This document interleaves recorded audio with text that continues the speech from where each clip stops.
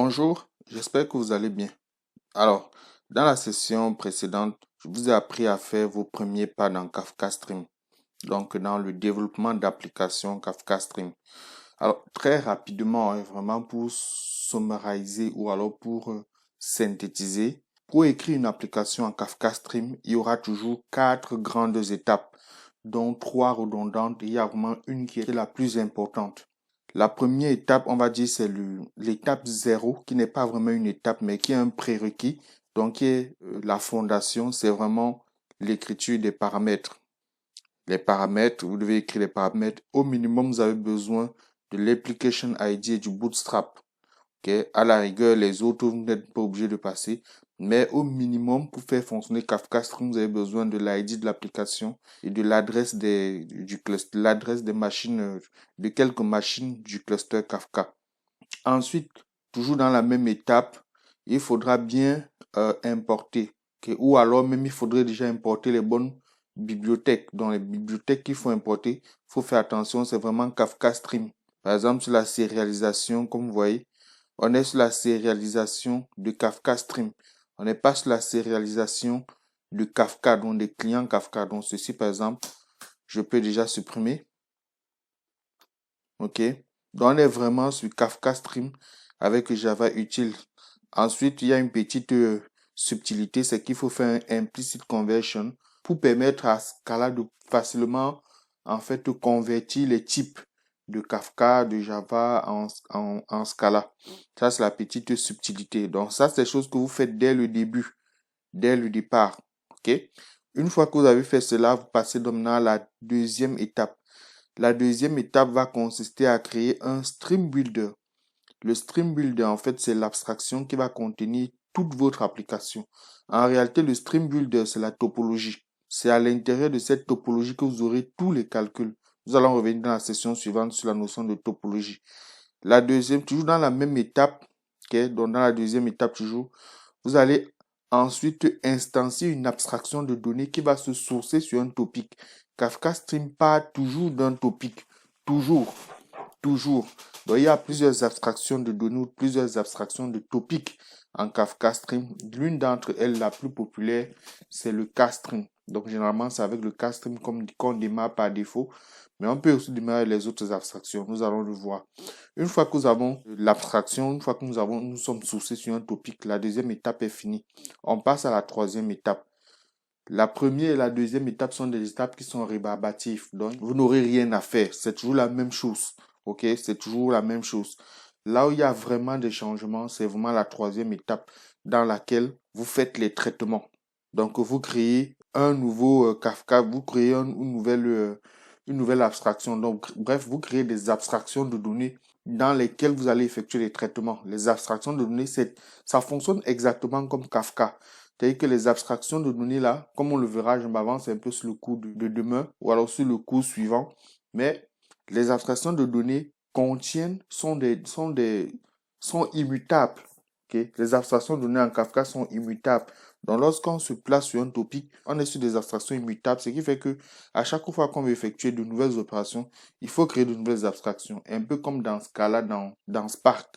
Donc, lorsque vous créez un data frame, quand vous voulez faire une nouvelle opération, vous devez créer un nouveau data frame. On est vraiment au niveau de l'abstraction. Okay? Mais c'est le même topic qui est derrière.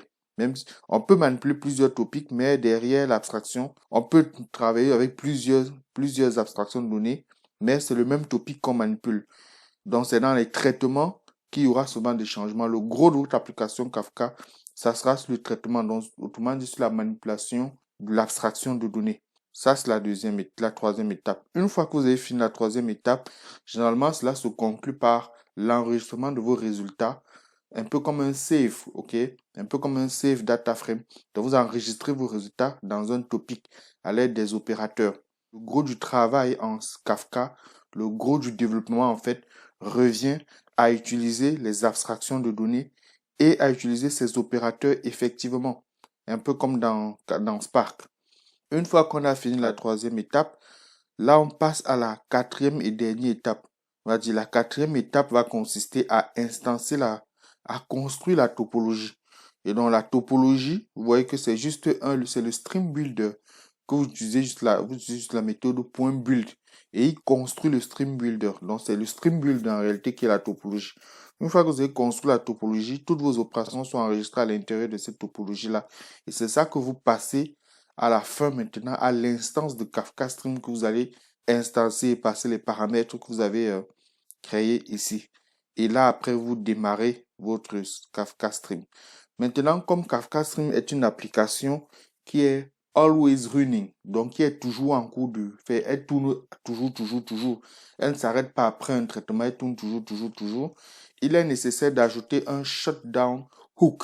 Le shutdown hook, c'est la dernière étape dans la cinquième, enfin, la cinquième, oui, c'est la cinquième, parce que précédemment, je commençais à 0. Ok? Donc, dernière étape après avoir démarré notre Kafka Server, c'est vraiment de fermer l'instance majestueusement. Okay? Ça veut dire que parce que le shutdown hook, si je n'ai peut-être pas précisé ça dans la session précédente, mais son but, ce n'est pas grâce à lui que lorsqu'on va faire, par exemple, lorsqu'on va lancer un événement de clôture à l'extérieur du programme, à l'extérieur du jar qui va être déployé, ce n'est pas lui qui fait que l'événement soit détecté. L'événement est toujours détecté. C'est-à-dire que même si vous n'ajoutez pas ceci, votre application Kafka Stream va toujours tourner. Et par exemple, si vous faites un contrôle plus C dans la console, ou si vous allez dans Windows, par exemple, vous venez ici, vous trouvez le processus, vous le killez, il va être killé. Ok, c'est un événement que vous déclenchez, il va être killé. C'est pas le shutdown hook qui va faire qu'il ne soit pas, qui va faire que l'application est killée. Le shutdown hook, lui, va détecter les événements qui killent l'application et il va vous permettre de mener certaines actions à l'intérieur de ces événements-là. C'est-à-dire qu'avant de killer l'application, il va d'abord fermer l'instance et ça, c'est une bonne pratique. Ok, vous pouvez mal à la rigueur ici ajouter un log et dire fermeture du programme en cours. Bref, il vous permet d'effectuer des actions spécifiques, okay, à la fermeture de l'application. Donc, lorsqu'un événement d'arrêt de l'application est détecté. Donc, voilà votre application. Voilà les étapes nécessaires. Ces étapes seront toujours identiques, hein, comme vous avez vu. La seule étape qui va changer, c'est là. C'est vraiment au niveau des traitements. Et donc, le gros de la compréhension de Kafka Stream, le gros de l'utilisation de Kafka Stream, c'est comme dans Spark. C'est maîtriser l'utilisation de ces opérateurs et de ces abstractions de données. Abstraction de données et opérateurs, et c'est tout. Vous l'avez dans la poche. D'accord? Donc, dans cette session, on va aller un peu plus loin. Enfin, on va continuer toujours en mode Hello World. Donc, quand je dis mode Hello World, ça veut dire on est vraiment en mode premier pas. Hein. Donc, on va continuer dans les premiers pas. Et je vais rapidement vous montrer comment on déploie cette application. Qu'est-ce que ça donne lorsqu'on le déploie? Donc, avant ça, je vais rajouter quelques petits détails par rapport à ce que j'ai dit dans la session précédente. Donc, je vais rajouter quoi? Donc, je vais enrichir la session précédente. Déjà, sur les propriétés, avant de déployer. Hein. Donc, sur les propriétés, vous savez déjà que le stream, le Kafka Stream, est à la fois un consommateur et un producteur. Donc, grâce au stream config, on peut directement indiquer, par exemple, le CRD, sérialisation, désérialisation. Au lieu d'indiquer sérialisation qui, sérialisation, value, désérialisation qui, désérialisation, value, on fait tous les deux avec le même paramètre. Mais il y a des paramètres du producteur. Donc la spécificité de Kafka Stream, c'est que il va gérer à la fois les paramètres du producteur. Il y a à la fois un producteur et un consommateur. Donc lorsque vous allez le déployer, en fait, il faut penser comme un consommateur séparément. Après, pensez à votre application Kafka Stream comme un producteur séparément. Et là, vous définissez les propriétés nécessaires. OK? Donc là, par exemple, on est dans le déploiement. Si on veut déployer, la première chose qu'on doit... Il y a deux propriétés qui contrôlent. Enfin, il y a plusieurs, mais globalement, il y a deux propriétés centrales qui contrôlent un consommateur lorsqu'on veut le déployer. La première propriété, c'est l'ordre dans lequel on va lire les messages du topic. Vous savez, le consommateur, vous devez donner l'ordre. Lorsqu'on démarre, est-ce qu'on démarre la lecture du topic à partir du dernier enregistrement ou est-ce qu'on démarre à partir de 0? Donc, est-ce qu'on recommence à 0 à chaque fois après reprise ou est-ce qu'on démarre à partir du dernier instance? C'est la propriété auto offset config, auto offset reset config, auto offset reset. Et qu'on commence à lire les offsets du début vers la fin ou bien de les tests. Si vous vous souvenez bien, dans les formations précédentes, on avait deux valeurs, soit latest, soit ILS. Ça, c'est pour le consommateur. Il faut donc qu'on indique ça à notre producteur, à notre Kafka Stream. En plus de ça, il faut indiquer la propriété, le Consumer Group ID. Parce qu'en tant que consommateur, vous voyez que ceci, dès le départ, Kafka Stream démarre toujours comme consommateur. Il lit un topic. Donc, il faut qu'on dise également le consommateur. Il est donc considéré par Spark comme par Kafka comme un consommateur. Il faut donc qu'on indique son groupe ID. Okay? En général, vous allez toujours, lorsque la notion d'ordre est gérée dans Kafka, vous aurez toujours cette notion de consumer group ID qui sera mis en place.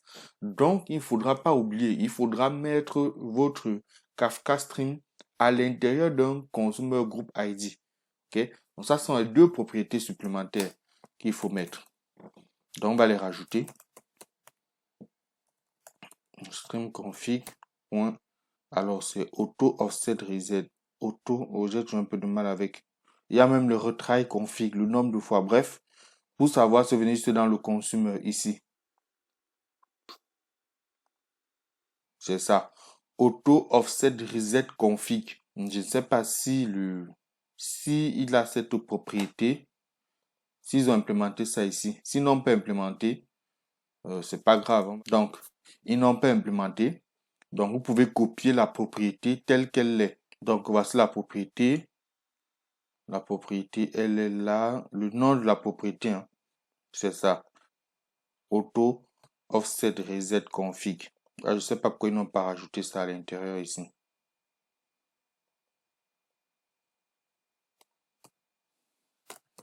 On fait comme ça.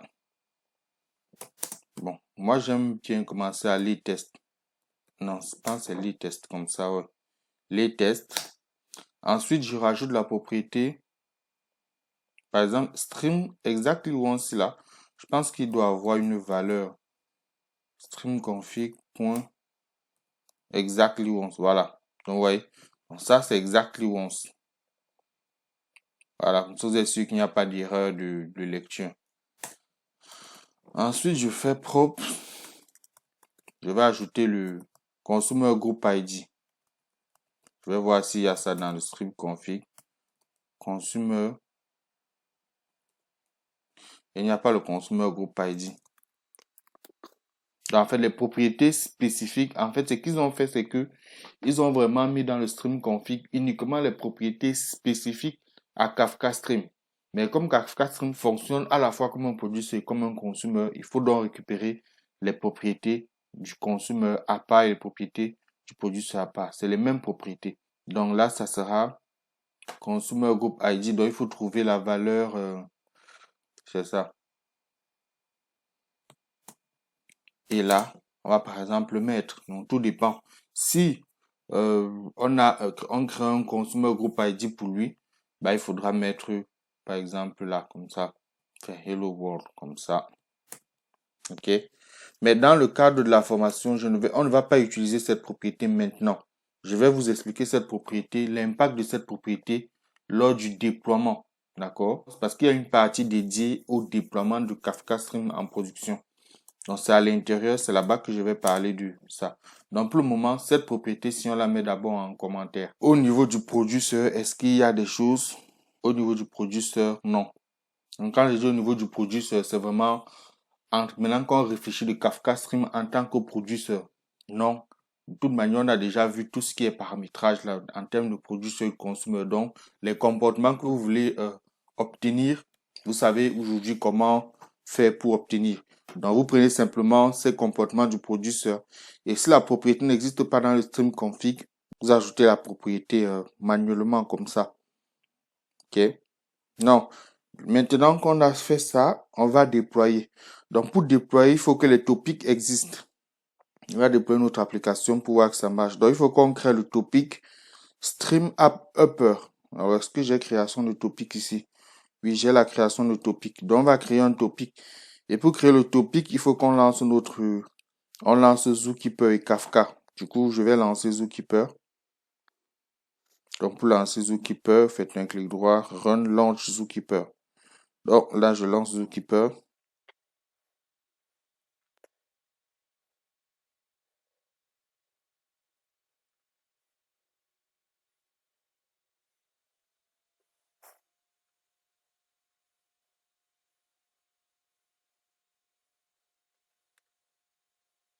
Ok, je pense Zookeeper marche. Je vais maintenant lancer le serveur Kafka.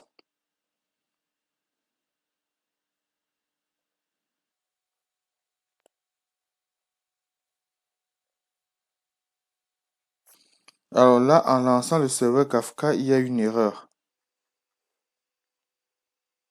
Il y a une erreur, il n'arrive pas à finir. Alors, il y a cette erreur-ci. Moi, je reçois cette erreur. Donc, je vais mettre ici NB. Si vous recevez cette erreur,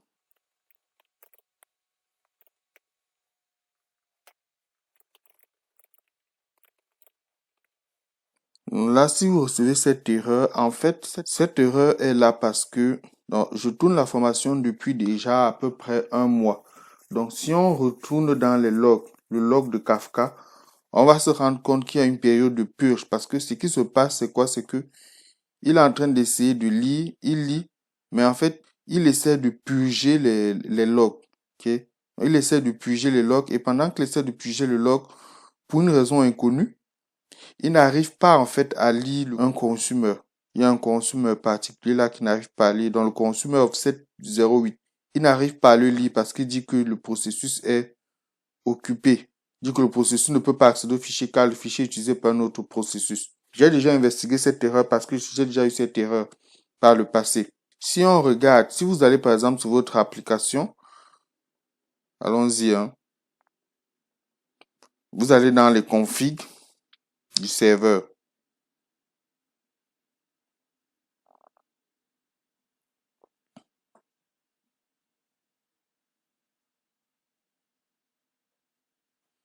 Ça, je vais supprimer ça.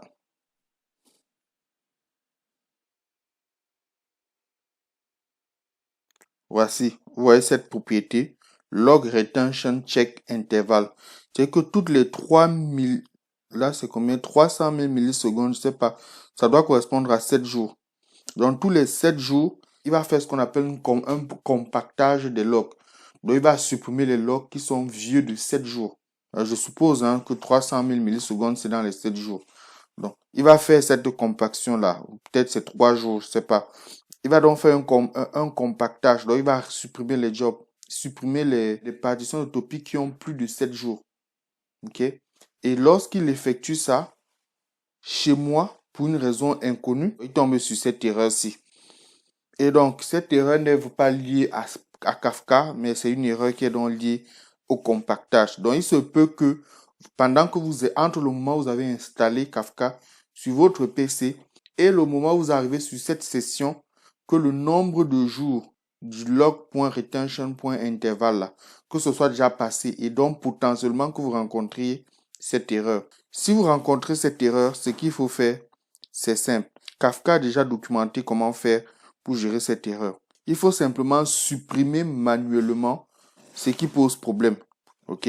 Donc, en fait, il faut supprimer le consumer offset 8 là. Donc, je vais copier le dossier. Je vais m'y rendre.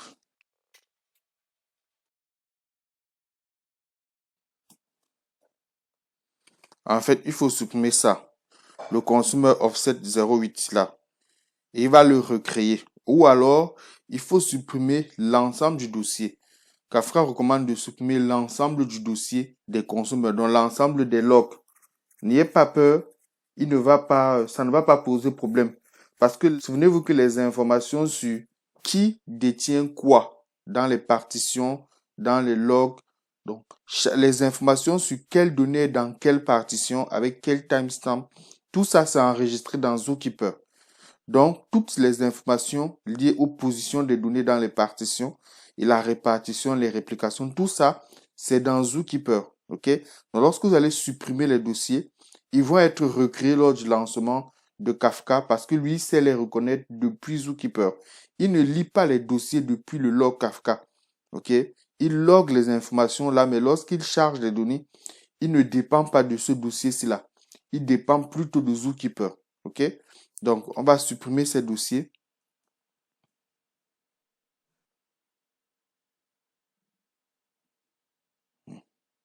Voilà. On va refermer, on va arrêter Zookeeper. On va les relancer. OK. Donc, on va relancer Zookeeper. Si vous n'avez pas, vous lancez, vous avancez dans la vidéo. Si vous n'avez pas cette erreur, avancez-vous dans la vidéo et dans le cours, avancez-vous dans le cours, allez directement dans l'endroit où je déploie Kafka Stream ou l'endroit où je crée déjà le topic ou alors créer le topic Stream Upper. Donc Zookeeper, c'est bon, c'est lancé. On va lancer maintenant, on va relancer le serveur Kafka. Et normalement, il n'y aura plus de problème. Et vous allez voir que les données vont être recréées. Vous voyez qu'il arrive à lire les données parce que les données là ne sont pas dans le dossier. Les données sont à l'intérieur du Zookeeper. OK? Donc là, par contre, quand on a supprimé les données de Kafka log, et puis il n'y a plus.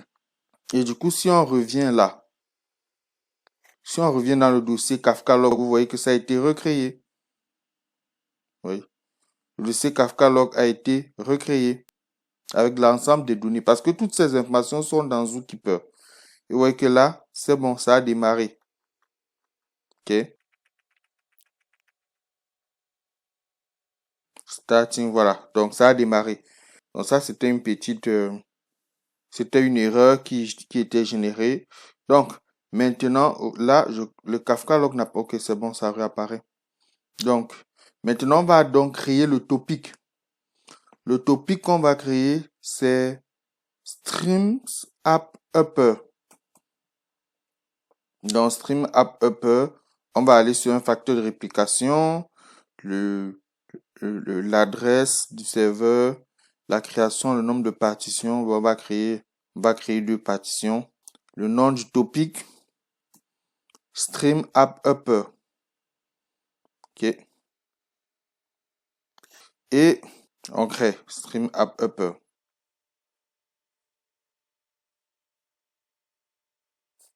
Là, ils disent qu'il faut éviter les noms avec les tirets. C'est pas grave, ça a créé.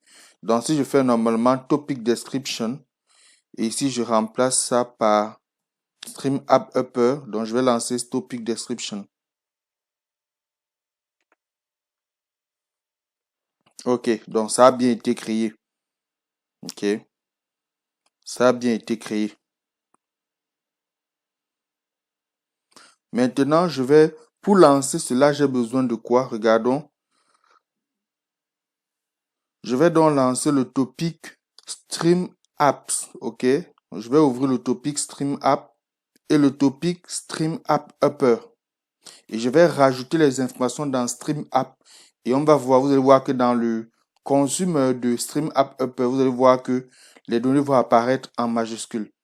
D'accord? Donc allons-y. Je vais ici venir, je vais faire, c'est quoi, c'est topic, c'est quoi là? C'est Kafka Consumer, c'est le consumer plutôt, c'est pas le producer. Donc ici, on est sur du string en tant que c'est deserializer. Donc ici, c'est Stream App Upper. Donc je vais le déployer. Déploie le consumer. Je pense que les données ont été supprimées. Donc là, je vais déployer le producer. Je vais rajouter des données à l'intérieur. OK. Donc là, j'ai déployé le...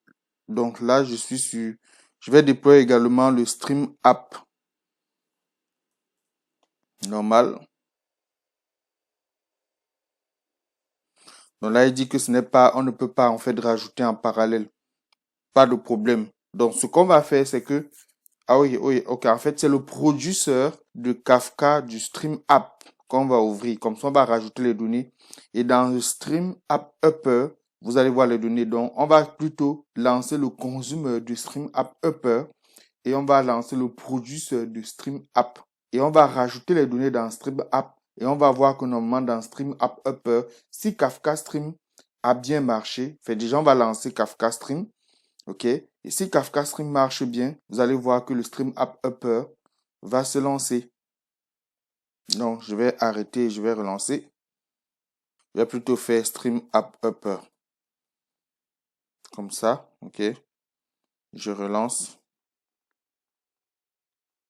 Je vais déjà lancer mon Kafka Stream là. Donc, non, je lance d'abord je lance le producer sur Stream App. OK? Voilà, je vais rajouter les données à l'intérieur. Et ici, je lance le Kafka pour Stream App Upper.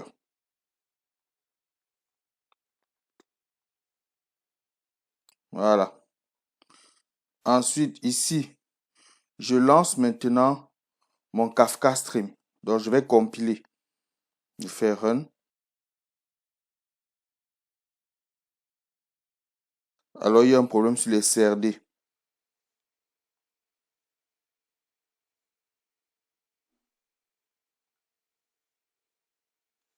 Donc, sur les CRD, ici, je pense qu'il y a une erreur dans la manière de spécifier. Donc, on va spécifier, comme dans la doc, hein, vous savez, tout à l'heure, on avait deux.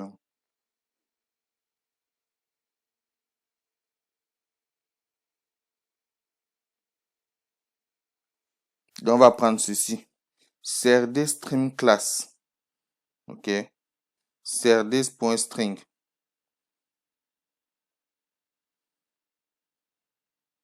Donc là, l'erreur, c'est pour lequel? C'est vraiment pour la clé. On va faire comme ça. On va redéployer.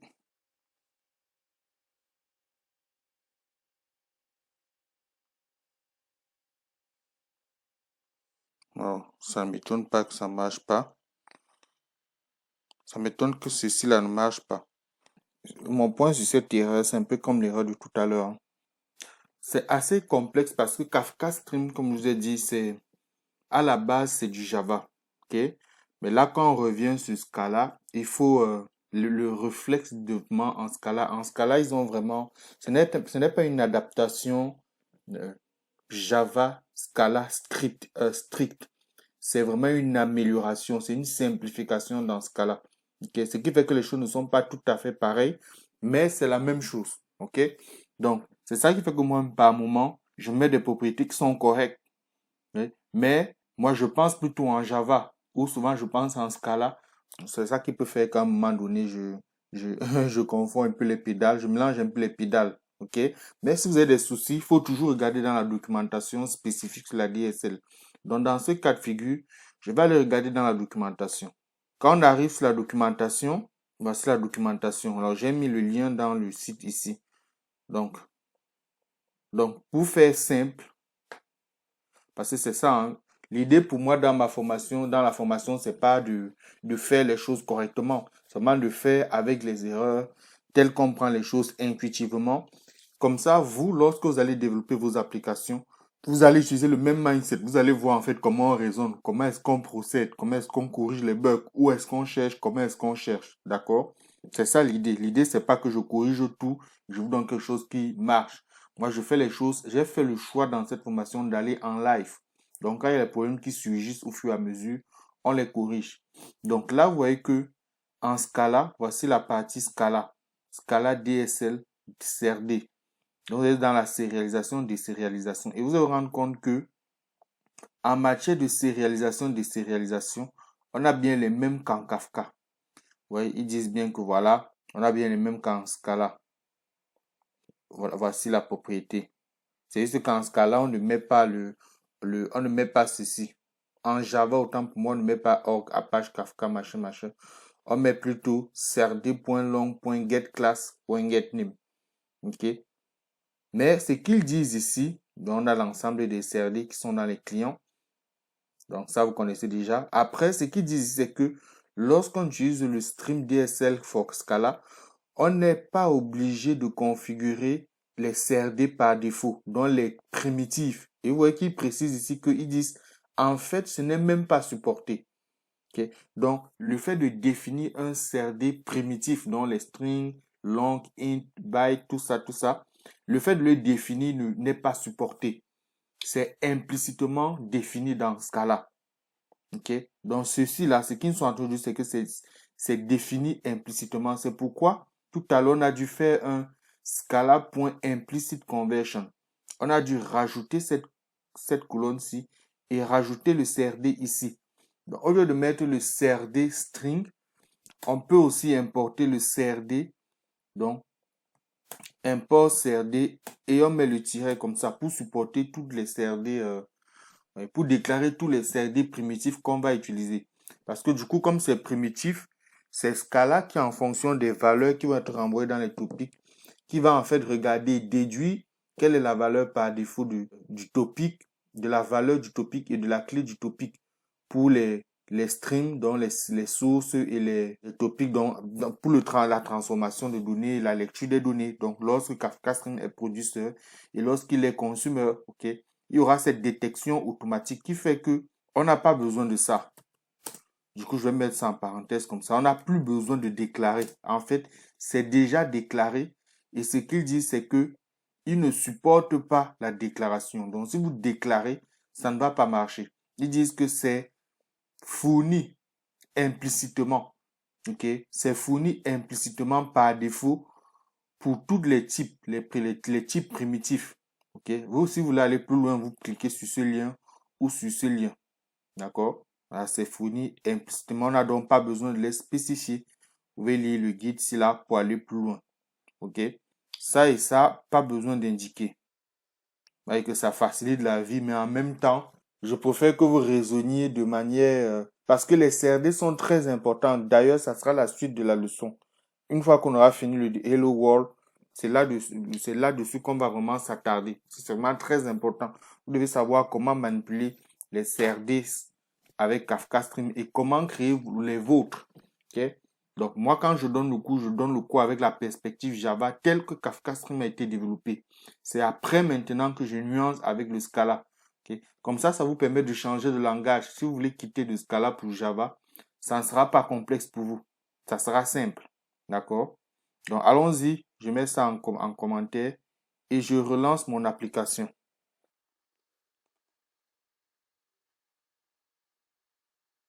Voilà. Là, je pense que l'application est en train de tourner. Donc, elle attend de nouvelles données. Donc, normalement, là, je ne fais pas de print. Donc, si j'ajoute les données, ici, je ne fais pas de print. Il n'y a pas d'opération qui va afficher les données. Il n'y a pas de print. Il y a directement l'écriture dans Stream App Upper. Ça veut dire qu'à ce stade, comme j'ai lancé, voici la console. Le consumer. Ça, c'est le consumer du Stream App Upper. Et ça, c'est le producer de Stream App. Donc, mon consumer, lui, il va prendre toutes les données du topic Stream App. Il va les transformer en majuscules et il va les enregistrer dans Stream App Upper. Donc, si j'ajoute les données dans Stream App, je vais les voir ici en majuscules.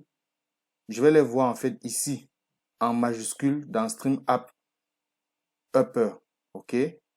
Donc, allons-y. Je vais ajouter Hello World Big Data. J'enregistre. Allons regarder dans le consumer. Vous voyez qu'il est en majuscule et la clé c'est nul. Ouais. Donc ça c'est le Kafka Stream qui a modifié la donnée automatiquement à l'intérieur. Et c'est ça qui est vraiment génial. Il fait une modification ligne par ligne. Je teste mon application. Ensuite, je l'enregistre. Test 2, test 3, test 4.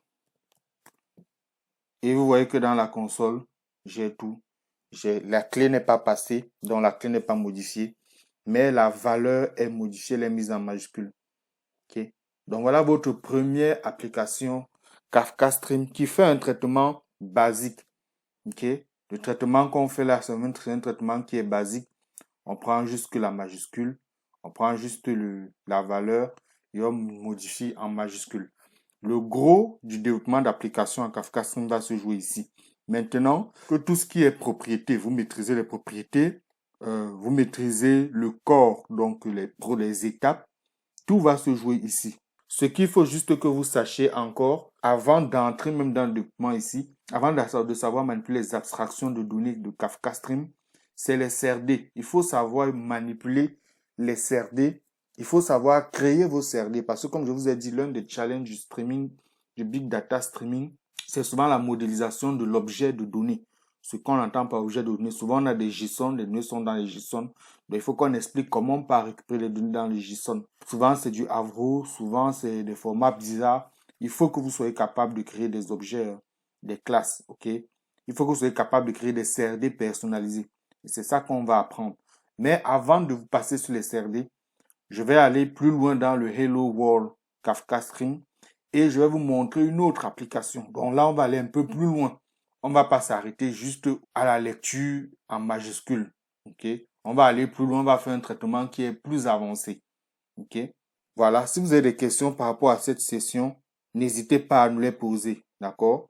N'hésitez vraiment pas à nous les poser. Donc voilà, il y avait beaucoup de bugs. On a appris à résoudre les bugs. Vous avez vu comment l'application marche. Ok?